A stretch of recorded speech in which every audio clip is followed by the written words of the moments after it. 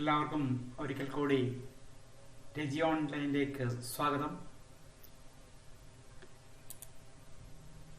ഇന്ന് database management system എന്നതിനെ കുറിച്ചിട്ടുള്ള ഒരു വിവരണം നിങ്ങളുടെ മുമ്പിൽ ഞാൻ അവതരിപ്പിക്കുകയാണ്.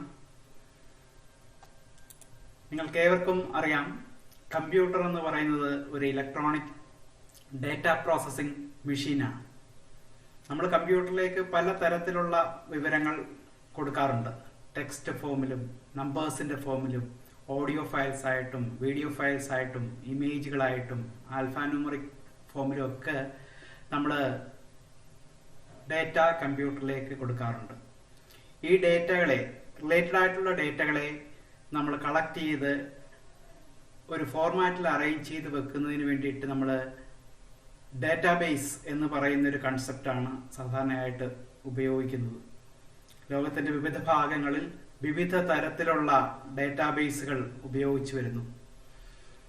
ഈ ഡേറ്റാബേസുകളെ വിവിധ വിഭാഗങ്ങളായിട്ട് നമുക്ക് തരംതിരിക്കാം.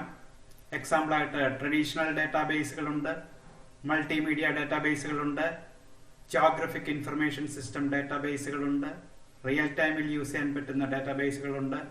ഇനി അതല്ലെങ്കിൽ huge volumes of data handle ചെയ്യുന്ന ഡേറ്റ വെയർഹൗസുകളുണ്ട്. അപ്പൊ ഇത്തരത്തിലുള്ള കളക്ഷൻ ഓഫ് ഡേറ്റാബേസുകളെ അല്ലെങ്കിൽ ഇത്തരത്തിലുള്ള കളക്ഷൻ ഓഫ് ഡേറ്റകളെ ഒരു സെറ്റ് ഓഫ് പ്രോഗ്രാംസിന്റെ സഹായത്തോടു കൂടി നിയന്ത്രിക്കുക. അതായത് ആ ഡേറ്റയെ മാനേജ് ചെയ്യുന്നതിന് വേണ്ടിയിട്ട്, ഡേറ്റയിലേക്ക് പുതിയ അഡീഷൻസ് നടത്തുന്നതിനോ അല്ലെങ്കിൽ ഉള്ള ഡേറ്റയെ ഡിലീറ്റ് ചെയ്യുന്നതിന് വേണ്ടിയിട്ടോ അല്ലെങ്കിൽ ഇപ്പോൾ നിലവിലുള്ള ഡേറ്റയെ ഏതെങ്കിലും തരത്തിലുള്ള മോഡിഫിക്കേഷൻസോ നടത്തുന്നതിന് വേണ്ടിയിട്ട് നമ്മൾ വളരെ കൺവീനിയന്റ് ആയിട്ട് എഫിഷ്യന്റ് ആയിട്ട് നമുക്ക് ഒരു സെറ്റ് ഓഫ് പ്രോഗ്രാംസ് ഉപയോഗിക്കാം. അപ്പോൾ ഈ ഡേറ്റയുടെയും അല്ലെങ്കിൽ ഡേറ്റാബേസുകളുടെ ആ കളക്ഷനും പ്രോഗ്രാമുകളുടെ കളക്ഷനും ചേർന്ന് നമ്മൾ ഒരു ഡേറ്റാബേസ് മാനേജ്മെന്റ് സിസ്റ്റം അഥവാ DBMS എന്നായിരിക്കും അത് അറിയപ്പെടുന്നത്. ഇന്ന് ലോകത്തിൽ വിവിധ തരങ്ങളിലുള്ള DBMS സോഫ്റ്റ്വെയറുകൾ അവൈലബിൾ ആണ്. നിങ്ങൾക്ക് ഏറ്റവും സുപരിചിതമായിട്ടുള്ള ഒന്നായിരിക്കും MS Access. മൈക്രോസോഫ്റ്റിന്റെ പ്രൊഡക്റ്റ് ആയിട്ടുള്ള MS ഓഫീസിന്റെ കൂടെ നമുക്ക് ലഭ്യമായിട്ടുള്ള ഒരു ഡേറ്റാബേസ് മാനേജ്മെന്റ് സിസ്റ്റമാണ് MS Access. അതുപോലെ തന്നെ വളരെ ഫേമസ് ആയിട്ടുള്ള Oracle software, SQL server, MySQL, DB2, Sybase, ഇതെല്ലാം DBMS സോഫ്റ്റ്വെയറുകളുടെ വിവിധ വിഭാഗങ്ങളാണ്. ഇവകൾ എല്ലാം തന്നെ ലോകത്തിന്റെ പല ഭാഗങ്ങളിലും വിവിധ തരത്തിലുള്ള പ്രോഗ്രാം ഡിസൈൻസിന് വേണ്ടിയിട്ട് ഉപയോഗിക്കാറുണ്ട്. നമ്മൾ സോഫ്റ്റ്വെയർ ഇൻഡസ്ട്രിയിലാണ് നിങ്ങളുടെ കരിയർ എങ്കിൽ, അല്ലെങ്കിൽ ഒരു പ്രോഗ്രാമിംഗ് ഫീൽഡിലാണ് നിങ്ങളുടെ കരിയർ എങ്കിൽ, അവിടെ അത്യാവശ്യം നമുക്ക് ജീവിതകാലം മുഴുവൻ ഉപയോഗിക്കേണ്ടതായിട്ടുള്ള ഒരു സോഫ്റ്റ്വെയറുകളുടെ കാറ്റഗറിയാണ് DBMS സോഫ്റ്റ്വെയറുകൾ. അപ്പോൾ അതിനെക്കുറിച്ചിട്ടുള്ള ബേസിക് നോളജ് വളരെ അത്യാവശ്യമായിട്ട് ഓരോ കമ്പ്യൂട്ടർ സയൻസ് വിദ്യാർത്ഥികളും അറിഞ്ഞിരിക്കേണ്ടതാണ്. പലതരത്തിലുള്ള ലാംഗ്വേജുകൾ എല്ലാ DBMS സോഫ്റ്റ്വെയറുകളും സപ്പോർട്ട് ചെയ്യുന്നുണ്ട്. അതിൽ ഇമ്പോർട്ടന്റ് ആയിട്ടുള്ള രണ്ട് കാറ്റഗറിയാണ് SQLും PLSQLും. സ്ട്രക്ചേർഡ് ക്വറി ലാംഗ്വേജുകളും അതേപോലെ തന്നെ പ്രൊസീജിയർ ഓറിയന്റഡ് ആയിട്ടുള്ള സ്ട്രക്ചേർഡ് ക്വറി ലാംഗ്വേജുകളും. അപ്പൊ അതിനെ കുറിച്ചിട്ട് വിശദമായിട്ട് നമ്മൾ വേറൊരു ക്ലാസ്സിൽ ഡിസ്കസ് ചെയ്യുന്നതായിരിക്കും. ഇനി എവിടെയൊക്കെ ആയിരിക്കും ഈ DBMSന്റെ ആപ്ലിക്കേഷൻസ്? സാധാരണ ബാങ്കിങ് മേഖലകളിൽ, എയർലൈൻ മേഖലകളിൽ, അല്ലെങ്കിൽ റീറ്റെയിൽ മേഖലകളിൽ, മാനുഫാക്ചറിങ് മേഖലകളിൽ, ടെലികമ്മ്യൂണിക്കേഷൻ മേഖലകളിൽ, അല്ലെങ്കിൽ യൂണിവേഴ്സിറ്റികളിൽ, അല്ലെങ്കിൽ എക്സാമ്പിളായിട്ട് നിങ്ങൾ ചെയ്യുന്ന ഒരു ചെറിയ ഒരു സോഫ്റ്റ്വെയർ പ്രൊജക്റ്റിൽ പോലും നമ്മൾ ഡേറ്റ സ്റ്റോർ ചെയ്ത് വെക്കാനായിട്ട് DBMS സോഫ്റ്റ്വെയറുകളുടെ സഹായം തേടാറുണ്ട്. ഇങ്ങനെയുള്ള ഈ DBMS സോഫ്റ്റ്വെയറുകളിൽ സാധാരണ ആ ഡേറ്റാബേസ് ഉപയോഗിക്കാനായിട്ട് പെർമിഷൻ ഉള്ളത് പലതരത്തിലുള്ള യൂസേഴ്സിനായിരിക്കും. ഓർഡിനറി യൂസേഴ്സ് കാണും. ആ ഡേറ്റാബേസിന്റെ സ്ട്രക്ചറിനെ കുറിച്ചിട്ടോ അതിന്റെ ഡിസൈനിങ്ങിനെ കുറിച്ചിട്ടോ യാതൊരു തരത്തിലുള്ള കൂടുതൽ നോളജ് ഒന്നുമില്ലാതെ സാധാരണ ഡേറ്റാബേസുമായിട്ട് ഇന്ററാക്ഷൻസ് നടത്താൻ വേണ്ടി മാത്രം നമുക്ക് ഉപയോഗിക്കാൻ പറ്റുന്ന തരത്തിലുള്ള ഒരു യൂസറിന്റെ ഫോമാണ് ഓർഡിനറി യൂസർ. ആ യൂസേഴ്സിന് ഡയറക്റ്റ് ആയിട്ട് ചില പ്രത്യേക തരത്തിലുള്ള ക്വറീസ് അഥവാ ക്വസ്റ്റ്യൻസ് ഡേറ്റാബേസുമായിട്ട് ചോദിക്കാൻ പറ്റും. അതിൽ നിന്ന് ആ ക്വസ്റ്റ്യൻസിലൂടെ അല്ലെങ്കിൽ ആ ക്വറികളിലൂടെ ആവശ്യമുള്ള റിസൾട്ടുകൾ എക്സ്ട്രാക്ട് ചെയ്തെടുക്കാനായിട്ട് സാധാരണ യൂസറിന് സാധിക്കുന്നതായിരിക്കും. എന്നാൽ സൊഫിസ്റ്റിക്കേറ്റഡ് യൂസേഴ്സ് എന്ന് പറയുന്ന പ്രത്യേക കോംപ്ലക്സ് തരത്തിലുള്ള യൂസേഴ്സ് ആണ് സാധാരണയായിട്ട് പ്രോഗ്രാമിംഗ് ഫീച്ചേഴ്സ് ഒക്കെ ഉപയോഗിക്കാറുള്ളത്. അവര് കൊറി ലാംഗ്വേജ് പോലുള്ള, നേരത്തെ ഞാൻ വിവരിച്ച സ്ട്രക്ചേർഡ് കൊറി ലാംഗ്വേജ് പോലുള്ള ലാംഗ്വേജുകളുടെ സഹായത്തോടു കൂടിയാണ് ഈ ഡേറ്റാബേസുമായിട്ട് കമ്മ്യൂണിക്കേഷൻസ് നടത്തുന്നത്. ഇനി വേറെ തരത്തിലുള്ള യൂസർ എന്ന് പറഞ്ഞു കഴിഞ്ഞാൽ ആ ഡേറ്റാബേസിന്റെ അഡ്മിനിസ്ട്രേറ്റർ ആയിരിക്കും. അതായത് ആ ഡേറ്റാബേസിന്റെ സ്ട്രക്ചറുകൾ ഉണ്ടാക്കുകയും സാധാരണയുള്ള ഓർഡിനറി യൂസേഴ്സിനെയോ അല്ലെങ്കിൽ സൊഫിസ്റ്റിക്കേറ്റഡ് ആയിട്ടുള്ള യൂസേഴ്സിനെയോ ഒക്കെ ക്രിയേറ്റ് ചെയ്യുകയും അവരുടെ പെർഫോമൻസിനെയോ അല്ലെങ്കിൽ അവരുടെ വർക്കിങ്ങിനെയൊക്കെ കൺട്രോൾ ചെയ്യുന്ന തരത്തിലുള്ള അഡ്മിനിസ്ട്രേറ്റീവ് യൂസേഴ്സും നമ്മുടെ ഡേറ്റാബേസിലുള്ള മറ്റൊരു തരത്തിലുള്ള യൂസേഴ്സാണ്. സാധാരണ ആ ഡേറ്റാബേസ് മാനേജ്മെന്റ് സിസ്റ്റവും നമ്മളുടെ കമ്പ്യൂട്ടർ ഉപയോഗിച്ചിട്ടുള്ള ഫയൽ പ്രോസസ്സിംഗ് സിസ്റ്റവും തമ്മിൽ ഒത്തിരി തരത്തിലുള്ള വ്യത്യാസങ്ങളുണ്ട്. നമുക്ക് കമ്പ്യൂട്ടർ ഉപയോഗിക്കുമ്പോൾ നമുക്ക് ഫയൽ പ്രോസസ്സിംഗ് സിസ്റ്റം, സാധാരണ ഹൈ ലെവൽ ലാംഗ്വേജ് ഉപയോഗിച്ചിട്ടുള്ള ഫയൽ പ്രോസസ്സിംഗ് സിസ്റ്റം വളരെ എഫക്റ്റീവായിട്ട് ഉപയോഗിക്കാൻ പറ്റും. എങ്കിലും അവിടെയൊക്കെ DBMSന് സാധാരണയുള്ള ഫയൽ സിസ്റ്റങ്ങളുമായിട്ട് കമ്പയർ ചെയ്യുമ്പോൾ ഒത്തിരി അധികം ഗുണങ്ങൾ ഉണ്ട്. അത്തരത്തിലുള്ള ചില ഗുണങ്ങളുടെ വിവരണമാണ് ഞാനിവിടെ നടത്തുന്നത്. ഒന്ന്, ഡേറ്റ റിഡൻഡൻസി അത് ഒഴിവാക്കും. ഡേറ്റയുടെ ഡ്യൂപ്ലിക്കേഷൻ. സാധാരണ നമ്മളൊരു കമ്പ്യൂട്ടർ ഫയൽ ഉപയോഗിക്കുന്ന സമയത്ത് അത് പല കോപ്പികൾ പല സമയത്തോ പല സിസ്റ്റങ്ങളിലോ അല്ലെങ്കിൽ പല പല സ്റ്റോറേജ് മെക്കാനിസത്തിലോ നമ്മൾ ഉപയോഗിക്കാറുണ്ട്. അതിനൊരു സെൻട്രലൈസ്ഡ് ഫോമിലുള്ള സ്റ്റോറേജ് സാധാരണ ഫയൽ പ്രോസസ്സിംഗ് സിസ്റ്റത്തിൽ അവൈലബിൾ ആയിരിക്കത്തില്ല. അപ്പോൾ ഡേറ്റയുടെ ഡ്യൂപ്ലിക്കേഷൻ അവിടെ എല്ലാം നമ്മൾ നടത്തുകയാണ്. എന്നാൽ DBMSന്റെ കേസിൽ അവിടെ ഒരു സെൻട്രലൈസ്ഡ് ഡേറ്റാബേസ് അല്ലെങ്കിൽ സെൻട്രലൈസ്ഡ് കളക്ഷൻ ഓഫ് ഡേറ്റ ആയിരിക്കും യൂസ് ചെയ്യുന്നത്. ഒരു കോപ്പി മാത്രമായിരിക്കും അവിടെ നമുക്ക് ഉപയോഗിക്കേണ്ടി വരുന്നത്. അപ്പൊ അതോടുകൂടി തന്നെ അവിടെ ഡേറ്റയുടെ ഡ്യൂപ്ലിക്കേഷൻ നമുക്ക് വളരെ രീതിയിൽ കുറയ്ക്കാനായിട്ട് പറ്റും. അതുപോലെ തന്നെ അത്തരത്തിലുള്ള ഒരു സെൻട്രൽ റെപ്പോസിറ്ററി നമ്മൾ ഉപയോഗിക്കുമ്പോൾ തന്നെ ഡേറ്റയുടെ ഇൻകൺസിസ്റ്റൻസി, ഡേറ്റയിൽ ഉണ്ടാകുന്ന തെറ്റുകൾ അല്ലെങ്കിൽ ഡേറ്റയുടെ ഫെയ്ത്ത്ഫുൾനെസ് നമുക്ക് കൂട്ടുവാനായിട്ട് ഉപയോഗിക്കാം. ഇനി സാധാരണ ഫയൽ പ്രോസസ്സിംഗ് സിസ്റ്റത്തിൽ ആ ഡേറ്റ ആക്സസ് ചെയ്യുക എന്നത് ഡിഫിക്കൽട്ടി ആയിരിക്കും. നിങ്ങൾക്കറിയാം, നമ്മളിപ്പോൾ ഒരു ഹൈ ലെവൽ ലാംഗ്വേജ് പ്രോഗ്രാം ഒക്കെ ഉപയോഗിക്കുമ്പോൾ അവിടെ പലതരത്തിലുള്ള ഡേറ്റ പ്രോസസ്സിംഗ് മെക്കാനിസംസോ അല്ലെങ്കിൽ പ്രോഗ്രാമുകളുടെ സഹായത്തോടു കൂടിയായിരിക്കും ഡേറ്റ ആക്സസ് ചെയ്യുകയും ഡേറ്റയെ സെർച്ച് ചെയ്ത് കണ്ടുപിടിക്കുകയും അതിനെ മോഡിഫൈ ചെയ്യുകയൊക്കെ ചെയ്തു. കോംപ്ലക്സ് ആയിട്ടുള്ള യൂസേഴ്സിന് മാത്രമേ അത്തരത്തിലുള്ള പ്രോഗ്രാമുകളുടെ സഹായത്തോടു കൂടി ഡേറ്റ ആക്സസിങ് നടക്കുകയുള്ളൂ. എന്നാൽ DBMSൽ ഇത് വളരെ ഈസിയായി, സാധാരണയുള്ള യൂസേഴ്സിന് വരെ വളരെ ഈസി ആയിട്ട് നമുക്ക് ഡേറ്റ ആക്സസിങ് നടത്താൻ പറ്റും. ഇനി സാധാരണ ഫയൽ പ്രോസസ്സിംഗ് സിസ്റ്റത്തിന്റെ മറ്റൊരു പ്രത്യേകത, അവിടെ മൾട്ടിപ്പിൾ ഫയൽസിലായിരിക്കും ഡേറ്റ സ്റ്റോർ ചെയ്യുന്നത്. അതേപോലെ തന്നെ മൾട്ടിപ്പിൾ ഫോർമാറ്റിലായിരിക്കും ഡേറ്റ സ്റ്റോർ ചെയ്ത് വെച്ചിരിക്കുന്നത്. ഇപ്പോൾ ഫോർ എക്സാമ്പിൾ, ഇപ്പോൾ ഒരു ഓഫീസ് സിസ്റ്റം ആണെങ്കിൽ കുറെ ഫയൽസ് നമ്മൾ വേർഡിന്റെ ഫോർമാറ്റിൽ സ്റ്റോർ ചെയ്ത് വെക്കുന്നു. കുറെ ഫയൽസ് എക്സൽ ഫോർമാറ്റിലായിരിക്കും, ചിലപ്പോൾ കുറെ ഫയൽസ് പവർ പോയിന്റിന്റെ ഫോർമാറ്റിലായിരിക്കും. അപ്പൊ ഇതിനെല്ലാം കൂടെ എടുത്ത് ഇന്റഗ്രേറ്റ് ചെയ്യുക എന്നത് വളരെ ഒരു വലിയ ടാസ്ക് ആയിരിക്കും. എന്നാൽ DBMSന്റെ കേസിൽ ഇവിടെ നമ്മൾ ഒരു സിംഗിൾ ഫോർമാറ്റിൽ ഡേറ്റ എടുത്ത് സ്റ്റോർ ചെയ്യുകയും അപ്പോൾ ആ ഇന്റഗ്രിറ്റി പ്രോബ്ലംസ് പരമാവധി നമുക്ക് ഒഴിവാക്കിക്കൊണ്ട് ഡേറ്റ എടുത്ത് മാനിപ്പുലേറ്റ് ചെയ്യാനായിട്ട് നമുക്ക് സാധിക്കുകയും ചെയ്യും. ഇനി അതേപോലെ തന്നെ അറ്റോമിസിറ്റി ഓഫ് അപ്ഡേറ്റ് ചെയ്യുക എന്നുള്ളത് DBMS സോഫ്റ്റ്വെയറിന്റെ കേസിൽ വളരെ ഈസി ആയിരിക്കും. അതായത് ഒരു സെൻട്രൽ ഡേറ്റാബേസിൽ നമ്മൾ സ്റ്റോർ ചെയ്യുന്നത് കൊണ്ട് അല്ലെങ്കിൽ ഒരു സെൻട്രൽ പോർഷൻസിൽ മാത്രം സ്റ്റോർ ചെയ്യുന്നത് കൊണ്ട് ഡേറ്റ ഒരു സ്ഥലത്ത് മാത്രം അപ്ഡേറ്റ് ചെയ്ത് കഴിഞ്ഞാൽ അത് ഉപയോഗിക്കുന്ന വിവിധ മേഖലകളിൽ നമുക്ക് അതിന്റെ ഫെയ്ത്ത്ഫുൾ ആയിട്ടുള്ള ഡേറ്റ സപ്പോർട്ട് ചെയ്യാനായിട്ട് നമുക്ക് സാധിക്കും. ഇപ്പൊ എക്സാമ്പിൾ ആയിട്ട് നിങ്ങൾ നിങ്ങളുടെ ഒരു കോളേജ് സിസ്റ്റമോ അല്ലെങ്കിൽ ഒരു എഡ്യൂക്കേഷണൽ സിസ്റ്റം നിങ്ങൾ കൺസിഡർ ചെയ്യുക. നിങ്ങളുടെ തന്നെ ഡേറ്റ ചിലപ്പോൾ നിങ്ങളുടെ ക്ലാസ് ടീച്ചറിന്റെ കയ്യിൽ കാണും, അതല്ലെങ്കിൽ നിങ്ങളുടെ ലൈബ്രറിയിൽ കാണും, നിങ്ങളുടെ ഓഫീസിൽ കാണും, ചില കാരണവശാൽ ചിലപ്പോൾ അത് പ്രിൻസിപ്പളിന്റെ അടുത്ത് കാണും.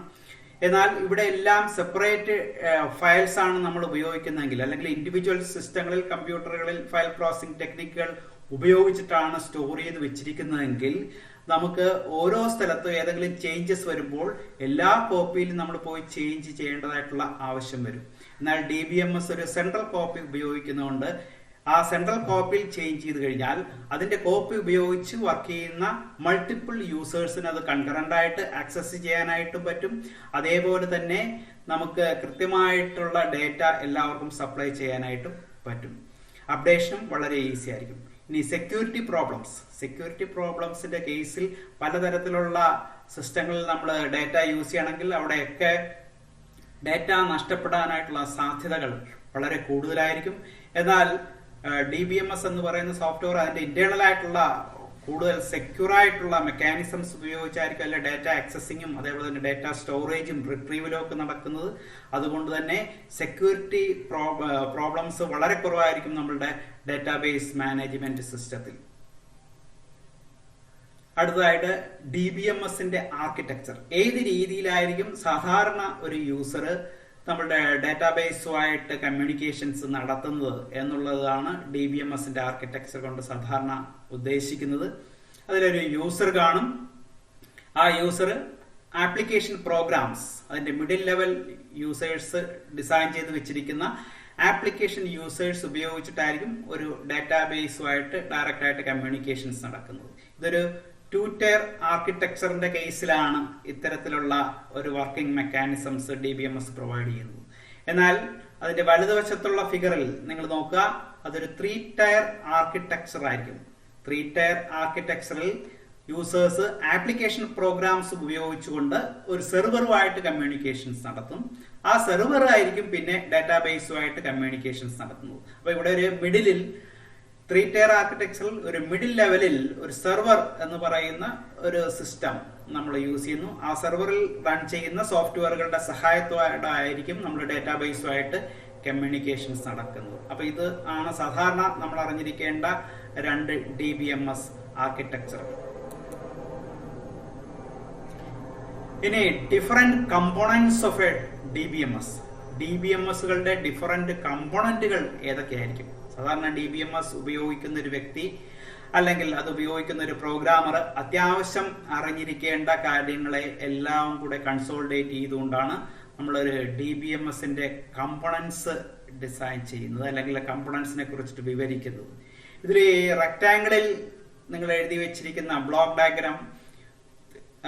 ഡയഗ്രത്തിൽ പറഞ്ഞിരിക്കുന്ന റെക്ടാങ്കിളിനുള്ളിലുള്ള കാര്യങ്ങളെയാണ് സാധാരണ DBMS എന്ന് പറയുന്നത്. അതിലൊരു DML പ്രീ പ്രോസസർ ഉണ്ട്, ഒരു ക്വറി പ്രീ പ്രോസസർ ഉണ്ട്, ഒരു DDL കമ്പൈലർ ഉണ്ട്, ഒരു ഡിക്ഷണറി മാനേജർ ഉണ്ട്, ഏറ്റവും ഇമ്പോർട്ടന്റ് ആയിട്ടുള്ള ഒരു ഡേറ്റാബേസ് മാനേജർ ഉണ്ട്, പിന്നെ അത് ജനറേറ്റ് ചെയ്ത് വെക്കുന്ന ഒരു പ്രോഗ്രാം ഒബ്ജക്റ്റ് കോഡുകളുണ്ട്. ഇങ്ങനെയുള്ള ഡിഫറെന്റ് കമ്പോണന്റുകളുടെ കോമ്പിനേഷനെയാണ് നമ്മളൊരു ഡേറ്റാബേസ് മാനേജ്മെന്റ് സിസ്റ്റം എന്ന് പറയുന്നത്. ഇനി ഈ DBMSുമായിട്ട് കമ്മ്യൂണിക്കേറ്റ് ചെയ്യുന്ന യൂസേഴ്സ് ആണ് ഈ ടോപ്പ് ലെവലിൽ 3 ബോക്സുകൾക്കുള്ളിൽ നമ്മൾ കാണിച്ചിരിക്കുന്നത്. അതിലൊന്ന് ആപ്ലിക്കേഷൻ പ്രോഗ്രാംസ് ആയിരിക്കും, അത് ഡിസൈൻ ചെയ്ത് വെക്കുന്നത് സാധാരണ രീതിയിലുള്ള DBMS ക്വറി ലാംഗ്വേജുകൾ ഉപയോഗിച്ചിട്ട് പ്രോഗ്രാം ഡിസൈൻ ചെയ്യുന്ന പ്രോഗ്രാമേഴ്സ് ആയിരിക്കും. ഇനി സാധാരണ യൂസേഴ്സ് ഡേറ്റാബേസുമായിട്ട് കമ്മ്യൂണിക്കേഷൻ നടത്താൻ വേണ്ടിയിട്ട് ചെറിയ രീതിയിലുള്ള ക്വറീസ് ആയിരിക്കും ഉപയോഗിക്കുന്നത്. അതായിരിക്കും ഏറ്റവും ലോ ലെവലിലുള്ള ഓർഡിനറി യൂസേഴ്സ്. ഇനിയും ഏറ്റവും ഇമ്പോർട്ടന്റ് ആയിട്ടുള്ള ഒരു യൂസർ എന്ന് പറയുന്നത് DBA അഥവാ ഡേറ്റാബേസ് അഡ്മിനിസ്ട്രേറ്റർ ആയിരിക്കും. ഈ ഡേറ്റാബേസ് അഡ്മിനിസ്ട്രേറ്റർ ആയിരിക്കും സാധാരണ ആ ഡേറ്റാബേസിന്റെ സ്ട്രക്ചർ അല്ലെങ്കിൽ ഡേറ്റാബേസിൽ ഏത് രീതിയിലായിരിക്കും ഡേറ്റ സ്റ്റോർ ചെയ്യുക, ആ ഡേറ്റാബേസ് ഗ്രോ ചെയ്യുന്നത് എങ്ങനെയായിരിക്കും, ഏതൊക്കെയായിരിക്കും അതിൽ അവൈലബിൾ ആയിട്ടുള്ള ഓതറൈസ്ഡ് ആയിട്ടുള്ള യൂസേഴ്സ് എന്നൊക്കെയുള്ളത് തീരുമാനിക്കുന്നതെല്ലാം ഒരു DBA ആയിരിക്കും. അതൊരു സിംഗിൾ പേഴ്സൺ ആയിരിക്കും. ഒരു കമ്പനിയൊക്കെ സംബന്ധിച്ചിടത്തോളം ഡേറ്റാബേസ് അഡ്മിനിസ്ട്രേറ്റർ എന്ന് പറയുന്ന ഒരു സിംഗിൾ പേഴ്സൺ ആയിരിക്കും. ആ പേഴ്സൺ ആയിരിക്കും അതിന്റെ സ്ട്രക്ചറും ബാക്കിയുള്ള സ്റ്റാറ്റിസ്റ്റിക്കൽ ആയിട്ടുള്ള കാര്യങ്ങളും ഒക്കെ ഡിസൈൻ ചെയ്ത് വെക്കുകയും അതിന് മറ്റുള്ള യൂസേഴ്സിന് ആവശ്യമായിട്ടുള്ള സമയങ്ങളിൽ പെർമിഷൻസ് ഒക്കെ കൊടുക്കുകയൊക്കെ ചെയ്യുന്നത് ഡേറ്റാബേസ് അഡ്മിനിസ്ട്രേറ്റേഴ്സ് ആയിരിക്കും. അപ്പോൾ ആ ഡേറ്റാബേസ് അഡ്മിനിസ്ട്രേറ്റേഴ്സ് സാധാരണ 2 രീതിയിലുള്ള ലാംഗ്വേജുകൾ ഉപയോഗിച്ചിട്ടായിരിക്കും, SQL തന്നെയുള്ള 2 രീതിയിലുള്ള ലാംഗ്വേജുകൾ ഉപയോഗിച്ചിട്ടായിരിക്കും ഡേറ്റാബേസ് മാനേജ്മെന്റ് സിസ്റ്റമായിട്ട് കമ്മ്യൂണിക്കേറ്റ് ചെയ്യുന്നത്. അത് കൂടുതലും DDL ആൻഡ് DCL കമാൻഡ്സ് ആയിരിക്കും.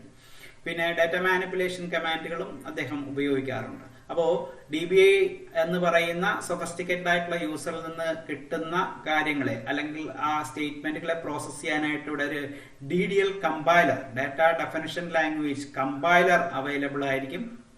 ഇനി സാധാരണ ഓർഡിനറി യൂസേഴ്സിൽ നിന്ന് കൊടുക്കുന്ന ക്വറീസ് പ്രോസസ് ചെയ്യാനായിട്ട് DBMSന്റെ ഉള്ളിൽ ഒരു ക്വറി പ്രോസസർ കാണും.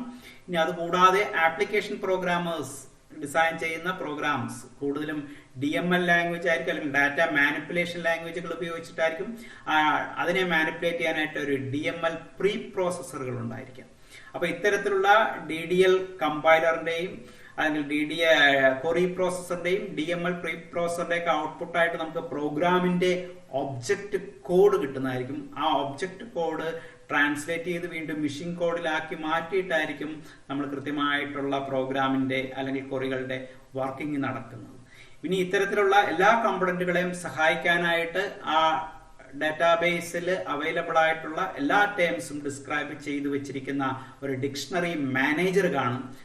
നമ്മൾ കൊടുക്കുന്ന ക്വറികളിലെയോ അല്ലെങ്കിൽ DDL കമ്പൈലറിനെ സഹായിക്കുന്ന രീതിയിലുള്ള അല്ലെങ്കിൽ DML പ്രീ പ്രോസസറിനെ സഹായിക്കുന്ന രീതിയിലുള്ള ടേംസിന്റെ ഡിസ്ക്രിപ്ഷൻസ് ആയിരിക്കും മെറ്റാഡാറ്റ എന്നുള്ള രീതിയിലൊക്കെ ഈ ഡിക്ഷണറി മാനേജറിൽ സ്റ്റോർ ചെയ്ത് വെച്ചിരിക്കുന്നത്. അപ്പോൾ ഇതിന്റെ പ്രോഗ്രാമിന്റെ ഒബ്ജക്റ്റ് കോഡിന്റെ ജനറേഷന് വേണ്ടിയിട്ട് നമ്മൾ ഈ തരത്തിലുള്ള ഡിഫറെന്റ് കമ്പോണന്റുകൾ ഡിക്ഷണറി മാനേജറിന്റെ സഹായം തേടാറുണ്ട്. ഇനി ഇത്തരത്തിലുള്ള മൊത്തം ഓപ്പറേഷൻസ് സാധാരണ യൂസേഴ്സിൽ നിന്ന് ക്വറി അക്സെപ്റ്റ് ചെയ്യുക, അല്ലെങ്കിൽ DBAയുടെ അടുക്കുന്ന DDL സ്റ്റേറ്റ്മെന്റുകൾ അക്സെപ്റ്റ് ചെയ്യുക, ആപ്ലിക്കേഷൻ പ്രോഗ്രാമേഴ്സിന്റെ ഇടയിൽ നിന്ന് DML പ്രീ പ്രോസസറുകൾ DML സ്റ്റേറ്റ്മെന്റുകൾ അക്സെപ്റ്റ് ചെയ്യുക, അതിനെയൊക്കെ പ്രോസസ് ചെയ്യുക, പ്രോഗ്രാമിന്റെ ഒബ്ജക്റ്റ് കോഡ് ഉണ്ടാക്കുക, ഇനി അതിനെ ഈ ഡാറ്റാബേസിനെ എടുത്ത് സ്റ്റോർ ചെയ്യുക. ഇത്തരത്തിലുള്ള എല്ലാ കാര്യങ്ങളും ഡിസൈൻ ചെയ്ത് വെക്കാൻ വേണ്ടിയിട്ട് അല്ലെങ്കിൽ അതിനെ കൺട്രോൾ ചെയ്യാൻ വേണ്ടിയിട്ട് ഒരു ഡാറ്റാബേസ് മാനേജർ നമുക്ക് അവൈലബിൾ ആയിരിക്കും.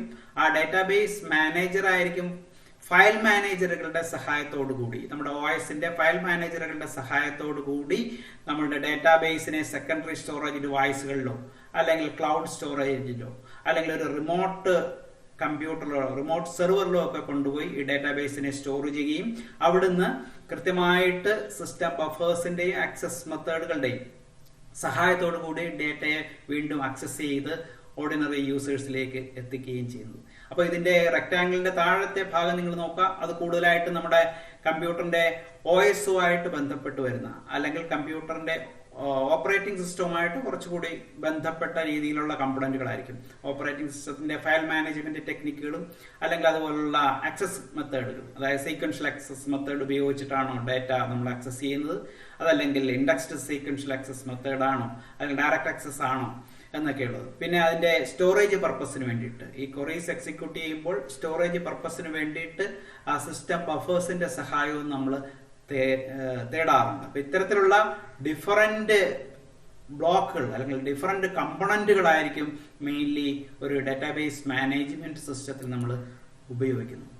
ഇതിൽ തന്നെ ഈ ഡാറ്റാബേസ് മാനേജ്മെന്റ് സിസ്റ്റത്തിന്റെ ഒരു വിപുലമായിട്ടുള്ള ഒരു ഡയഗ്രമാണ് ഇവിടെ കാണിക്കുന്നത്. അതിലെ അവസാനത്തെ പോർഷൻസ് നേരത്തെ നമ്മൾ സ്ലൈഡിൽ വിവരിച്ചതുപോലെയുള്ള സ്റ്റോറേജ് മെക്കാനിസമാണ്. അതിന് സാധാരണ OSന്റെ സഹായത്തോടു കൂടിയായിരിക്കും DBMS സ്റ്റോർ ചെയ്ത് വെക്കുന്നത്.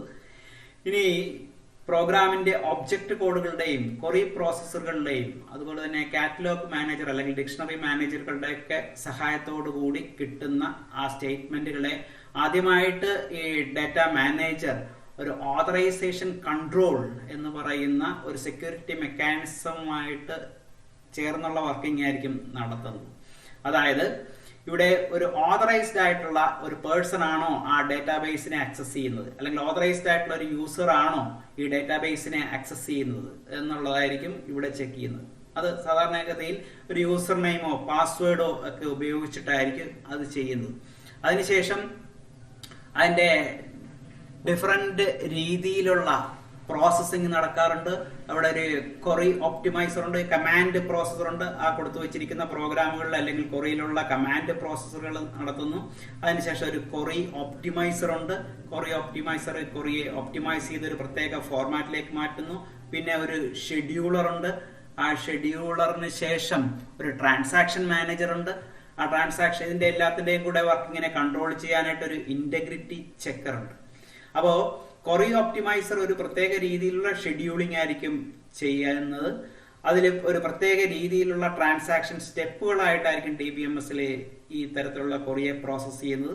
അത് വേണമെങ്കിൽ അതിന്റെ ഓർഡറിംഗ് ഒക്കെ നമുക്ക് അങ്ങോട്ടും ഇങ്ങോട്ടും മാറ്റാനായിട്ട് പറ്റും. നിങ്ങൾക്ക് ഇനി വരുന്ന ക്ലാസ്സുകൾ അതിനെക്കുറിച്ചിട്ട് കൂടുതലായിട്ട് മനസ്സിലാകുന്നതായിരിക്കും. ഇനി നമ്മൾ എന്തെങ്കിലും നടത്തിയിരിക്കുന്ന ട്രാൻസാക്ഷൻസിനെ നമുക്ക് വേണമെങ്കിൽ റിക്കവർ ചെയ്യാം, അല്ലെങ്കിൽ അതിന്റെ ഒരു പഴയ മോഡിലേക്ക് നമുക്ക് വേണമെങ്കിൽ ട്രാൻസാക്ഷൻ മുമ്പിലുള്ള ഒരു അവസ്ഥയിലേക്ക് ഡാറ്റാബേസിനെ വേണമെങ്കിൽ കൊണ്ടുപോകാൻ പറ്റും. അപ്പൊ അത്തരത്തിലുള്ള കാര്യങ്ങളെയൊക്കെ കൺട്രോൾ ചെയ്യാൻ വേണ്ടിയിട്ട് ഇവിടെ ഒരു റിക്കവറി മാനേജർ ഉണ്ട്. ആ റിക്കവറി മാനേജറുടെ വർക്കിങ്ങിനോടുകൂടി നമുക്ക് ഒരു പഴയ സ്റ്റേജിലേക്ക് വേണമെങ്കിൽ നമ്മളുടെ ഡാറ്റാബേസിനെ കൊണ്ടുപോകുവാനായിട്ട് സാധിക്കും. ഇനി അവിടുന്ന് അതിന് കൂടാതെ ഒരു ബഫർ മാനേജർ ഉണ്ട്. നമ്മൾ സാധാരണ നടത്തുന്ന ട്രാൻസാക്ഷൻസ് എല്ലാം ബഫേഴ്സിലാണ് സ്റ്റോർ ചെയ്ത് വെച്ചിരിക്കുന്നത്. ഓരോ സിംഗിൾ ട്രാൻസാക്ഷൻസ് നടത്തുമ്പോൾ അത് നമ്മുടെ ഡാറ്റാബേസിൽ പോയി എഴുതാറില്ല. അതിന് പകരം ഒരു കളക്ഷൻ ഓഫ് ട്രാൻസാക്ഷൻ നടത്തുമ്പോഴായിരിക്കും ആ ഡാറ്റാബേസിൽ നമ്മൾ അപ്ഡേഷൻ നടത്തുന്നത്. അപ്പൊ അതിനൊക്കെ വേണ്ടിയിട്ടുള്ള സഹായിക്കുന്നതിന് വേണ്ടിയിട്ടുള്ള ഒരു ബഫർ മാനേജർ ഉണ്ട്. ഈ ബഫർ മാനേജർ ആയിരിക്കും നമ്മളുടെ OSുമായിട്ടുള്ള ഫയൽ മാനേജറുമായിട്ട് കമ്മ്യൂണിക്കേഷൻസ് നടത്തുകയും ആ ഡാറ്റയുടെ സ്റ്റോറേജ് സാധാരണ സെക്കൻഡറി സ്റ്റോറേജ് ഡിവൈസുകളിലോ അല്ലെങ്കിൽ ഒരു റിമോട്ട് ആയിട്ടുള്ള ഒരു സെർവറിലോ അല്ലെങ്കിൽ ഒരു ക്ലൗഡ് സ്റ്റോറേജിലോ ഒക്കെ നടത്തുന്നു. അപ്പൊ ഇവിടെ അത്യാവശ്യം നമ്മൾ അറിഞ്ഞിരിക്കേണ്ട കാര്യം ഡാറ്റാബേസ് മാനേജർ എന്ന് പറയുന്നതാണ് നമ്മുടെ കമ്പ്യൂട്ടറിന്റെ ഒരു CPU ഒക്കെ ചെയ്യുന്നത് പോലുള്ള വളരെ ഇമ്പോർട്ടന്റ് ആയിട്ടുള്ള വർക്കുകളായിരിക്കും ഒരു ഡാറ്റാബേസ് മാനേജർ ചെയ്യുന്നത്. അപ്പൊ അതിന് ഡിഫറെന്റ് കൺട്രോളിംഗ് സിസ്റ്റംസ് അതിനുണ്ട്. ഒരു ഓതറൈസേഷൻ കൺട്രോൾ സിസ്റ്റം ഉണ്ട്, ഒരു ഇന്റഗ്രിറ്റി ചെക്കർ ഉണ്ട്, അതേപോലെ തന്നെ ഒരു കമാൻഡ് പ്രീ പ്രോസസർ ഉണ്ട്, ഒരു കൊറി ഒപ്റ്റിമൈസർ ഉണ്ട്, ഒരു ഷെഡ്യൂളർ ഉണ്ട്, ഒരു ട്രാൻസാക്ഷൻ മാനേജർ ഉണ്ട്. അപ്പൊ ഈ കമ്പോണന്റുകളുടെ എല്ലാം കൂടെ കമ്പൈൻഡ് ആയിട്ടുള്ള ഒരു വർക്ക്, റിക്കവറി മാനേജറും ബഫർ മാനേജറും ഒക്കെ ചേർന്നിട്ടുള്ള ഒരു കമ്പൈൻഡ് ആയിട്ടുള്ള വർക്കിങ്ങിലൂടെ ആയിരിക്കും നമ്മുടെ ഡാറ്റാബേസ് മാനേജ്മെന്റ് സിസ്റ്റം എന്ന് പറയുന്ന ആ സോഫ്റ്റ്വെയർ വർക്ക് ചെയ്തുകൊണ്ടിരിക്കുന്നത്. ഇനി ഞാൻ നേരത്തെ പറഞ്ഞു പലതരത്തിലുള്ള യൂസേഴ്സ് സാധാരണ ഒരു ഡാറ്റാബേസ് ഉപയോഗിക്കാറുണ്ട്. ആ പലതരത്തിലുള്ള യൂസേഴ്സിനും ഒരു ഡാറ്റാബേസിനെ തന്നെ പല രീതിയിലായിരിക്കും വ്യൂ ചെയ്യാൻ പറ്റുന്നത്. സെക്യൂരിറ്റി കുറഞ്ഞ യൂസേഴ്സ് അല്ലെങ്കിൽ ഓർഡിനറി യൂസേഴ്സിന് ചിലപ്പോൾ നമ്മുടെ ഡാറ്റാബേസിലുള്ള എല്ലാ പോർഷൻസും കാണാൻ പറ്റണമെന്നില്ല, അല്ലെങ്കിൽ അതിനെ മോഡിഫൈ ചെയ്യാൻ പറ്റുന്നതില്ല. അപ്പോൾ ഓരോ യൂസേഴ്സിനും ചില പ്രത്യേക രീതിയിലുള്ള റൈറ്റുകൾ അല്ലെങ്കിൽ ചില പ്രത്യേക രീതിയിലുള്ള റോൾസ് നമ്മുടെ സൊഫിസ്റ്റിക്കേറ്റഡ് യൂസറായിട്ടുള്ള DBA സെറ്റ് ചെയ്ത് വെക്കാറുണ്ട്, അല്ലെങ്കിൽ ഗ്രാൻഡ് ചെയ്ത് കൊടുക്കാറുണ്ട്. അപ്പോൾ ആ DBA കൊടുക്കുന്ന പെർമിഷൻസ് അനുസരിച്ചിട്ട് മാത്രമായിരിക്കും നമുക്ക് ഒരു ഡാറ്റാബേസുമായിട്ട് കമ്മ്യൂണിക്കേഷൻ നടത്താനായിട്ട് അതിലുള്ള യൂസേഴ്സിന് സഹായകമാകുന്നത്. അപ്പോൾ DBAക്ക് വേണമെങ്കിൽ ചില പ്രത്യേക രീതിയിലുള്ള റോൾസ് ആ പറയുന്ന യൂസേഴ്സിന് ഗ്രാൻഡ് ചെയ്ത് കൊടുക്കാം. അതേപോലെ തന്നെ ആവശ്യം കഴിയുമ്പോൾ ആ ഗ്രാൻഡ് ചെയ്ത് കൊടുത്തു വെച്ചിരിക്കുന്ന പെർമിഷൻസ് ഒക്കെ തിരിച്ച് റിവോക്ക് ചെയ്ത് എടുക്കാനായിട്ടുള്ള പെർമിഷൻസും നമ്മളുടെ ഡാറ്റാബേസ് അഡ്മിനിസ്ട്രേറ്റർക്കുണ്ട്. അപ്പോൾ ഡാറ്റാബേസ് അഡ്മിനിസ്ട്രേറ്റർ ആയിരിക്കും അവരുടെ ഒരു സൂപ്പർ യൂസർ, ഒരു ഡാറ്റാബേസ് മാനേജ്മെന്റ് സിസ്റ്റത്തിലെ ഒരു സൂപ്പർ യൂസർ ആയിട്ട് ഉപയോഗിക്കാനായിട്ട് പറ്റുന്നത്. ഇനി എങ്ങനെയായിരിക്കും നേരത്തെ ഞാൻ പറഞ്ഞ ആ 3 തരത്തിലുള്ള യൂസേഴ്സും ഒരു ഡാറ്റാബേസുമായിട്ട് കമ്മ്യൂണിക്കേഷൻസ് നടത്തുന്നത്, അല്ലെങ്കിൽ അവരുടെ ലെവൽസ് ഓഫ് അബ്സ്ട്രാക്ഷൻ എങ്ങനെയായിരിക്കും? ഏറ്റവും ലോ ലെവലിലുള്ള യൂസേഴ്സ് അത് അവരുടെ വ്യൂ ഒരു യൂസർ വ്യൂ ആയിരിക്കും, അല്ലെങ്കിൽ സാധാരണയുള്ള കോംപ്ലിക്കേറ്റഡ് ആയിട്ടുള്ള കമാൻഡുകളോ കോംപ്ലിക്കേറ്റഡ് ആയിട്ടുള്ള തരത്തിലുള്ള പ്രോഗ്രാമിംഗ് ടെക്നിക്കുകളോ ഒന്നും സാധാരണ യൂസേഴ്സിന് അറിഞ്ഞുകൂടായിരിക്കും. അവർ സാധാരണ രീതിയിലുള്ള ഒരു ഫയലിൽ നിന്ന് ഡാറ്റ എങ്ങനെയാണോ വ്യൂ ചെയ്യുന്നത്, എങ്ങനെയാണോ ഉപയോഗിക്കുന്നത് എന്നുള്ള രീതിയിൽ മാത്രമായിരിക്കും അവർ ഡാറ്റാബേസുമായിട്ട് കമ്മ്യൂണിക്കേഷൻസ് നടത്താനായിട്ടുള്ളത്. എന്നാൽ അതിന്റെ മിഡിൽ ലെവൽ യൂസേഴ്സ് ആയിട്ടുള്ള പ്രോഗ്രാമേഴ്സ് യൂസ് ചെയ്യുന്ന ഒരു ലോജിക്കൽ വ്യൂ ആയിരിക്കും, അല്ലെങ്കിൽ ഒരു കൺസെപ്ച്വൽ വ്യൂ ആയിരിക്കും. അവർക്ക് അതിന് വേണ്ടിയിട്ട് ഒരു കൺസെപ്ച്വൽ സ്കീമ അല്ലെങ്കിൽ ഒരു കൺസെപ്ച്വൽ സ്ട്രക്ചർ കാണും. ഡാറ്റാബേസിൽ ഏത് രീതിയിലായിരിക്കും ഡാറ്റ സ്റ്റോർ ചെയ്ത് വെച്ചിരിക്കുന്നത്, ആ സ്റ്റോർ ചെയ്ത് വെച്ചിരിക്കുന്ന ഡാറ്റയെ എങ്ങനെ മോഡിഫൈ ചെയ്യാൻ പറ്റും, അതിന്റെ ഓരോന്നിന്റെയും ഡാറ്റ ടൈപ്പുകൾ എന്തൊക്കെയായിരിക്കും എന്നുള്ളതെല്ലാം കൺസെപ്ച്വൽ സ്കീമയിലായിരിക്കും, അല്ലെങ്കിൽ കൺസെപ്ച്വൽ സ്കീമ ഉപയോഗിച്ചിട്ടുള്ള ഒരു ലോജിക്കൽ വ്യൂയിലൂടെ ആയിരിക്കും നമ്മൾ ഡിഫൈൻ ചെയ്ത് വെക്കുന്നത്. ഇനി മറ്റൊരു വ്യൂ ആണ് ഫിസിക്കൽ വ്യൂ അല്ലെങ്കിൽ ഫിസിക്കൽ ലെവലിലുള്ള ഒരു അബ്സ്ട്രാക്ഷൻ.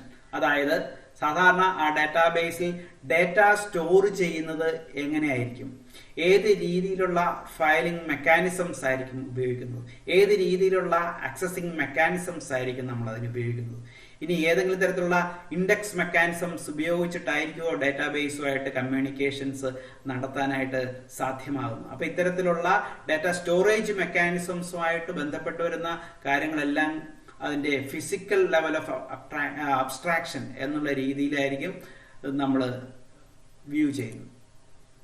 ഇതിന്റെ ഒരു എക്സാമ്പിൾ, ഈ പറയുന്ന ഡിഫറെന്റ് വ്യൂ ലെവൽസിന്റെ ഒരു എക്സാമ്പിൾ ഒരു യൂണിവേഴ്സിറ്റി ഡാറ്റാബേസ് എന്ന് പറയുന്ന ആ ഒരു ഡാറ്റാബേസിന്റെ സഹായത്തോടു കൂടി ഞാൻ വിവരിക്കുകയാണ്.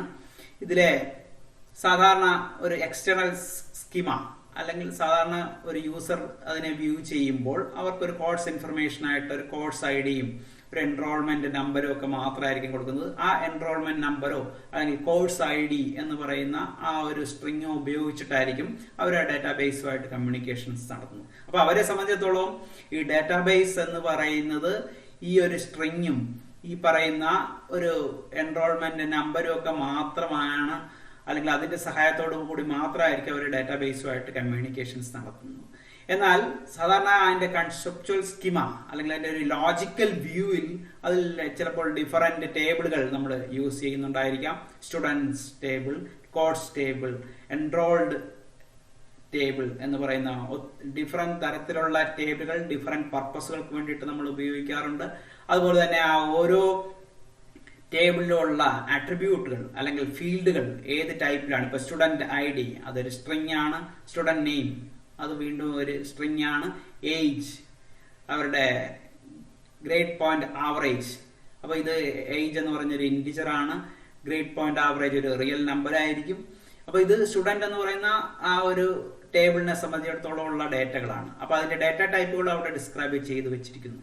അപ്പൊ ഇത്തരത്തിലുള്ള വിവരങ്ങൾ സാധാരണ ഒരു കൺസെപ്ച്വൽ സ്കീമയിലായിരിക്കും അല്ലെങ്കിൽ ഒരു മിഡിൽ ലെവൽ യൂസർ ആയിട്ടുള്ള ആപ്ലിക്കേഷൻ ലെവലിലുള്ള യൂസേഴ്സിന് അവൈലബിൾ ആയിട്ടുള്ള കാര്യങ്ങളായിരിക്കും. പിന്നെ അതുപോലെ തന്നെ മറ്റൊരു ടേബിൾ കോഴ്സ്, അതിന് കോഴ്സ് ഐ ഡി ഉണ്ട്, കോഴ്സ് നെയിം ഉണ്ട്, കോഴ്സിന്റെ ക്രെഡിറ്റുകളുണ്ട്. അപ്പൊ അത്തരത്തിലുള്ള കാര്യങ്ങൾ എങ്ങനെയായിരിക്കും ഡിഫൈൻ ചെയ്ത് വെച്ചിരിക്കുന്നത് എന്നുള്ളതായിരിക്കും ഇതിൽ ഡിഫൈൻ ചെയ്ത് വെച്ചിരിക്കുന്നത്. ഇനി ഫിസിക്കൽ സ്കീമ എന്ന് പറഞ്ഞു കഴിഞ്ഞാൽ അതിലെ ഡിഫറെന്റ് റിലേഷൻസ് സ്റ്റോർ ചെയ്ത് വെച്ചിരിക്കുന്നത് എങ്ങനെയായിരിക്കും, ഡിഫറെന്റ് അൺഓർഡേർഡ് ഫയൽസ് എങ്ങനെ സ്റ്റോർ ചെയ്ത് വെക്കുന്നു, ഏത് തരത്തിലുള്ള ഇൻഡെക്സിംഗ് മെക്കാനിസംസ് ഉപയോഗിച്ചിട്ടായിരിക്കും ഈ ഡാറ്റ സ്റ്റോർ ചെയ്ത് വെച്ചിരിക്കുന്നത് എന്നൊക്കെയുള്ളതായിരിക്കും ഫിസിക്കൽ സ്കീമയിൽ നമ്മൾ ഡിഫൈൻ ചെയ്ത് വെച്ചിരിക്കുന്നത്. ഈ മൂന്ന് തരത്തിലുള്ള യൂസേഴ്സിനും മൂന്ന് തരത്തിലുള്ള ഡാറ്റ ഇൻഡിപെൻഡൻസ് ഉണ്ട്. ഓരോരുത്തർക്കും അവരവരുടേതായിട്ടുള്ള ഡാറ്റ സ്ട്രക്ചേഴ്സ് അല്ലെങ്കിൽ ആ ഡാറ്റയെ മറ്റുള്ളവരുടെ വർക്കുകൾക്ക് ഒരു തരത്തിലുള്ള ബുദ്ധിമുട്ടുണ്ടാകാത്ത രീതിയിൽ നമുക്ക് ചേഞ്ച് ചെയ്യാനായിട്ട് സാധിക്കുന്നതായിരിക്കും. അതായത് ലോജിക്കൽ സ്ട്രക്ചർ നമുക്ക് വേണമെങ്കിൽ ചേഞ്ച് ചെയ്യാം, അതുപോലെ തന്നെ ഫിസിക്കൽ സ്ട്രക്ചർ ചേഞ്ച് ചെയ്യാം. എന്നാൽ ഇതൊന്നും അതിലെ യൂസേഴ്സ് ഡാറ്റാബേസുമായിട്ട് കമ്മ്യൂണിക്കേഷൻസ് നടത്തുമ്പോൾ അവരുടെ പ്രവർത്തനങ്ങളെ ബാധിക്കാത്ത രീതിയിൽ നമുക്ക് ഡാറ്റാബേസിനെ മാനേജ് ചെയ്യാൻ പറ്റും. അപ്പൊ ഇതിനെ ഡാറ്റ ഇൻഡിപെൻഡൻസ് എന്നായിരിക്കും പറയുന്നത്. അപ്പൊ അത്തരത്തിലുള്ള ഡാറ്റ ഇൻഡിപെൻഡൻസ് പ്രൊവൈഡ് ചെയ്യുന്ന ഒരു സോഫ്റ്റ്വെയർ മെക്കാനിസമാണ് ഡാറ്റാബേസ് മാനേജ്മെന്റ് സിസ്റ്റത്തിൽ ഉള്ളത്. ഫിസിക്കൽ ഡാറ്റ ഇൻഡിപെൻഡൻസ് ഉണ്ട്, അതുപോലെ തന്നെ ലോജിക്കൽ ഡാറ്റ ഇൻഡിപെൻഡൻസ് ഉണ്ട്. അപ്പോൾ ഇത്തരത്തിലുള്ള ഡാറ്റാബേസുകൾക്ക് വളരെ എഫിഷ്യൻസിയോടുകൂടി ഡിഫറെന്റ് യൂസേഴ്സിനെ ഇന്റഗ്രേറ്റ് ചെയ്യിച്ചുകൊണ്ട് വർക്ക് ചെയ്യിക്കുവാനായിട്ട് നമുക്ക് സാധിക്കുന്നതായിരിക്കും. ഇനി ഡാറ്റാബേസിൽ അത്യാവശ്യം നമ്മൾ ഉപയോഗിക്കുന്ന ഒരു കാര്യമാണ് മെറ്റാ ഡാറ്റ അല്ലെങ്കിൽ ഡാറ്റ ഡിക്ഷണറി ഒക്കെ. അപ്പോൾ മെറ്റാ ഡാറ്റ എന്ന് പറഞ്ഞു കഴിഞ്ഞാൽ ഡാറ്റ അബൌട്ട് ഡാറ്റയാണ്. ആ ഡാറ്റയുടെ ഫ്യൂച്ചർ മെയിൻ്റനൻസിന് വേണ്ടിയിട്ട് അല്ലെങ്കിൽ ഡാറ്റാബേസിന്റെ ഫ്യൂച്ചർ മെയിൻ്റനൻസിന് വേണ്ടിയിട്ട് അതിന്റെ ക്രിയേഷൻ ഓഫ് ഡാറ്റയും അതിന്റെ പർപ്പസും അതിന്റെ ടൈം ഓഫ് ക്രിയേഷനും ഓർഡറും അതിൽ ഉപയോഗിക്കുന്ന ഡിഫറെന്റ് ലോജിക്കൽ മെത്തേഡ്സും എല്ലാം നമ്മൾ ഡിസ്ക്രൈബ് ചെയ്ത് മെറ്റാ ഡാറ്റയിൽ സ്റ്റോർ ചെയ്ത് വെക്കുന്നുണ്ട്. അതേപോലെ തന്നെ അതിലെ ക്വറീസ് ഒക്കെ ഡിസൈൻ ചെയ്ത് വെക്കാനായിട്ട് നമ്മളെ സഹായിക്കുന്ന ഒരു കാര്യമാണ് ഡാറ്റ ഡിക്ഷണറി. അപ്പൊ ഇതൊരു മെയിൻ റെപ്പോസിറ്ററി ആയിട്ടായിരിക്കും ഉപയോഗിക്കുന്നത്.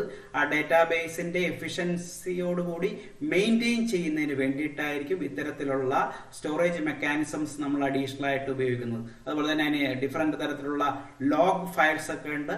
ആ ലോഗ് ഫയൽസിന്റെ ഒക്കെ സഹായത്തോട് കൂടിയായിരിക്കും നേരത്തെ പറഞ്ഞ പോലെ ആ ഡാറ്റ മാനേജർ ഈ പറയുന്ന ഇന്റഗ്രേറ്റഡ് ആയിട്ടുള്ള വർക്കിങ്ങിനെ കൺട്രോൾ ചെയ്യുന്നു. അപ്പോൾ ഇത്രയുമാണ് ഞാൻ നിങ്ങളോട് ഡാറ്റാബേസിന്റെ ഇൻട്രൊഡക്ഷൻ എന്നുള്ള നിലയിൽ പറയുവാനായിട്ട് ഉദ്ദേശിക്കുന്നത്.